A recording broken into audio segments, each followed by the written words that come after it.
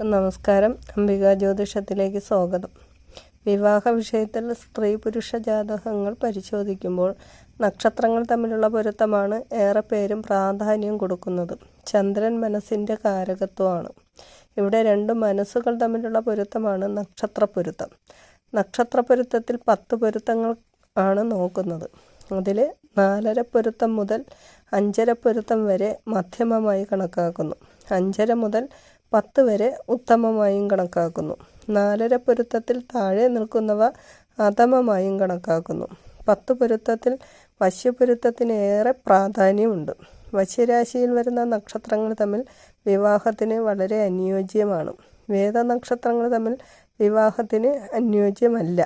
ആയവ്യയപ്പൊരുത്തം ഉത്തമമാകുന്ന നക്ഷത്രങ്ങൾ തമ്മിൽ വിവാഹം കഴിച്ചാൽ സാമ്പത്തിക അഭിവൃദ്ധി ഉണ്ടാകുന്നു. ഇന്നിവിടെ പറയാൻ പോകുന്ന നക്ഷത്രം അശ്വതി സ്ത്രീ നക്ഷത്രവും പുണർദം മിഥുനക്കൂറ് നക്ഷത്രവുമാണ്, പുരുഷ നക്ഷത്രം.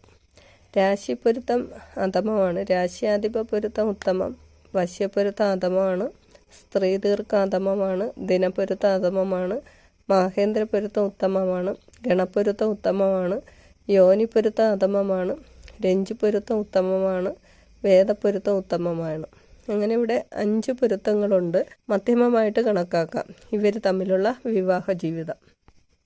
വിവാഹ വിഷയങ്ങളിൽ നക്ഷത്ര പൊരുത്തത്തിന് പ്രാധാന്യം കൊടുക്കുന്നത് പോലെ തന്നെ ജാതകങ്ങൾ തമ്മിലുള്ള പൊരുത്തത്തിനും പ്രാധാന്യം കൊടുക്കണം.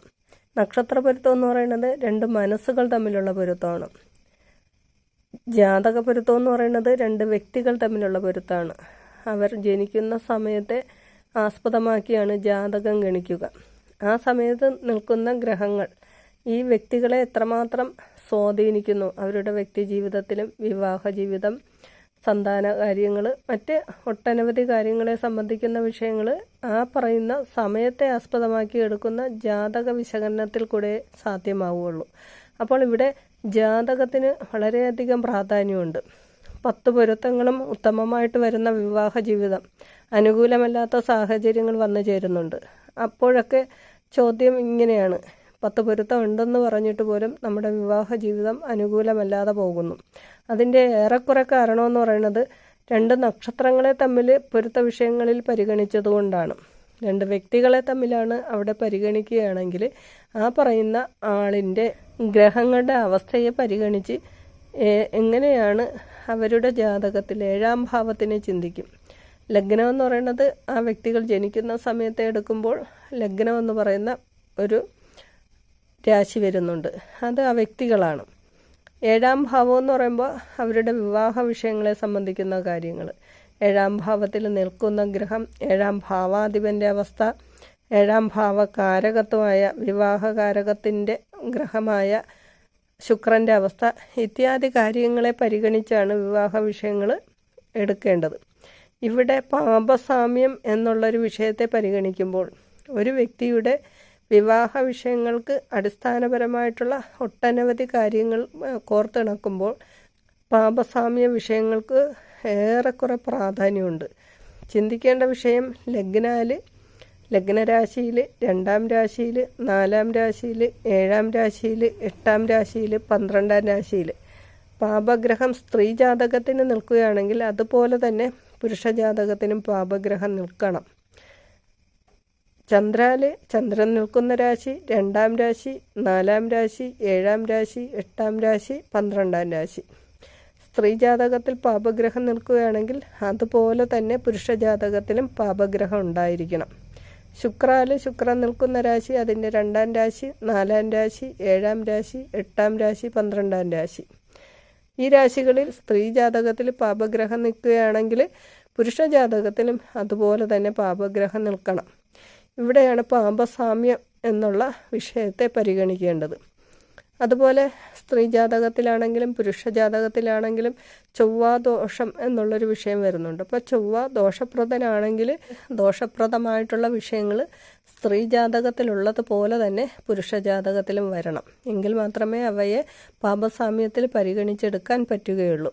ഇങ്ങനെ ജാതക വിശകലനത്തിന് വേണ്ടി നക്ഷത്രപ്പൊരുത്തം നോക്കുന്നത് പോലെ തന്നെ സ്ത്രീ ജാതകത്തിനാണ് പ്രാധാന്യം കൊടുക്കേണ്ടത്. നക്ഷത്രപ്പൊരുത്തം ആവട്ടെ, ജാതക പൊരുത്തം ആവട്ടെ. അപ്പോൾ ഇവിടെ സ്ത്രീ ജാതകത്തിൽ വരുന്ന നക്ഷത്ര പൊരുത്തം പോലെ തന്നെ പാപസാമ്യ വിഷയങ്ങളും വളരെയധികം പരിഗണനയിലെടുത്ത് ഒരു വ്യക്തിയുടെ വിവാഹ ജീവിതം എങ്ങനെയാണ്, അനുകൂലമാണോ പ്രതികൂലമാണോ എന്ന് മനസ്സിലാക്കി അതിനനുസരിച്ചിട്ടുള്ള സ്ത്രീ പുരുഷ ജാതകങ്ങൾ തമ്മിൽ ചേർക്കുകയാണ് ഉത്തമം. ദശാസന്ധി സമദശാ പൊരുത്തങ്ങൾ നോക്കേണ്ടത്.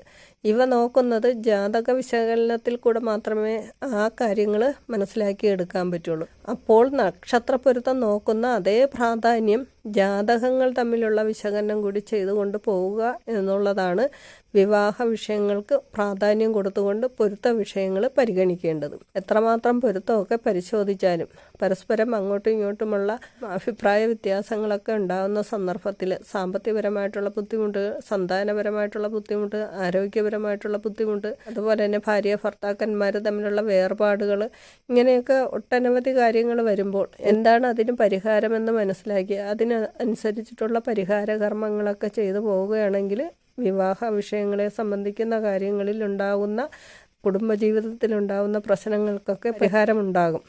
ഉമാമഹേശ്വര ക്ഷേത്രത്തിൽ വഴിപാടുകൾ, കുടുംബപുര ദേവതാ ക്ഷേത്രത്തിൽ വഴിപാടുകൾ, ശിവപാർവതി ക്ഷേത്രത്തിലെ ഐക്യമത്യ സൂക്താർച്ചന വഴിപാടുകളൊക്കെ നടത്തി മുന്നോട്ട് പോകുന്നതാണ് ഉത്തമം. എല്ലാവർക്കും നല്ലത് വരട്ടെ.